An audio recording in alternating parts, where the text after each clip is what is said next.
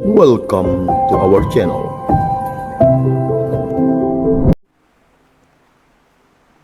Para saudara-saudari pencinta Riak Sabda, kembali lagi kita bertemu di dalam Riak Sabda edisi hari Selasa tanggal 19 September 2023. Menarik sekali bacaan-bacaan suci hari ini yang menghantar kita untuk mengarahkan hati bagaimana tetap memiliki pengharapan di dalam hati dan tetap mampu bangkit dari setiap pengalaman hidup, kepahitan hidup yang kita alami.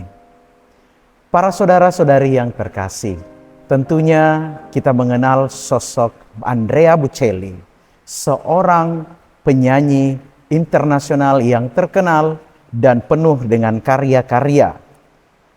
Dia seorang yang buta, tapi mampu menghasilkan banyak karya-karya yang luar biasa.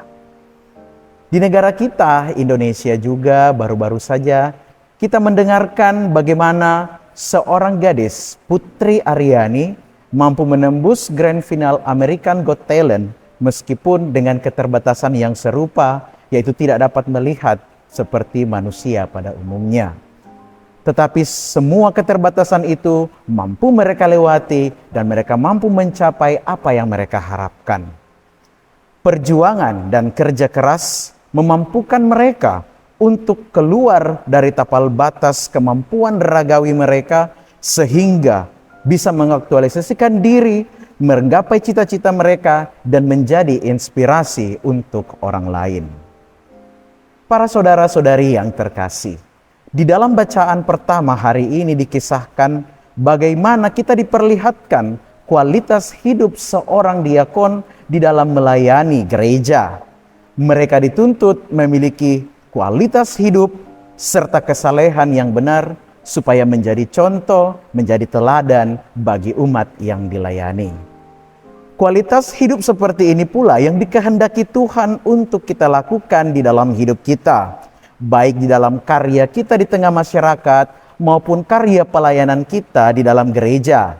Apalagi kita yang dipercayakan di dalam tugas-tugas menggereja seperti masuk dalam keanggotaan Dewan Pastoral Paroki, menjadi ketua-ketua kelompok kategorial, dan menjadi ketua di lingkungan dan lain-lainnya.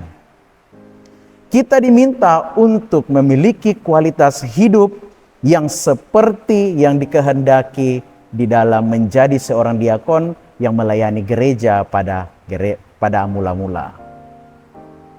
Para saudara-saudari yang terkasih, bacaan Injil juga mau memperlihatkan kita sisi lain dari kualitas-kualitas hidup harus mendapat kesempurnaan dengan nilai suatu perjuangan dan kerja keras untuk menggapai harapan.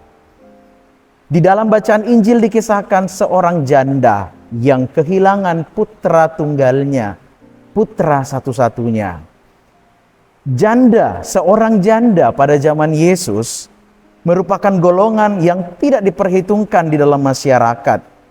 Sebab pada zaman Yesus, dominasi pria masih sangat terasa. Karena itu, jika seorang ibu kehilangan putranya, bukan hanya kedukaan yang dia alami, tetapi dia kehilangan pegangan yang membuat hidupnya menjadi lebih berarti dan diperhitungkan di dalam masyarakat. Hal inilah yang dilihat oleh Yesus, dan dia mengerti bagaimana perasaan seorang ibu jika ditinggal seorang putra yang diharapkannya.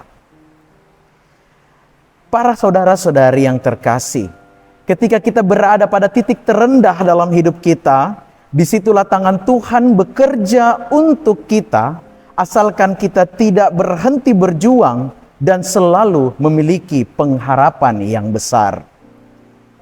Kebangkitan putra dari ibu janda ini menjadi representasi dari diri kita, dan Yesus menghendaki kita hidup dan tidak mati di dalam keputusasaan, kehilangan harapan, dan larut di dalam kehidupan keberdosaan.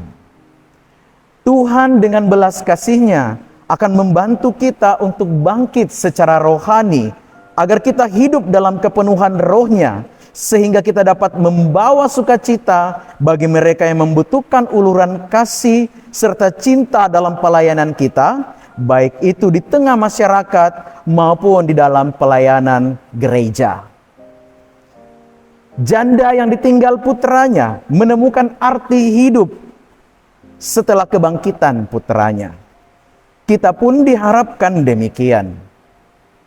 Melalui kualitas hidup Kristiani yang kita miliki, kita terus berjuang untuk bangkit dari kelemahan kita dan mengusahakan yang terbaik untuk menjadi pelopor kasih Allah, untuk membawa harapan-harapan baru bagi orang-orang di sekitar kita.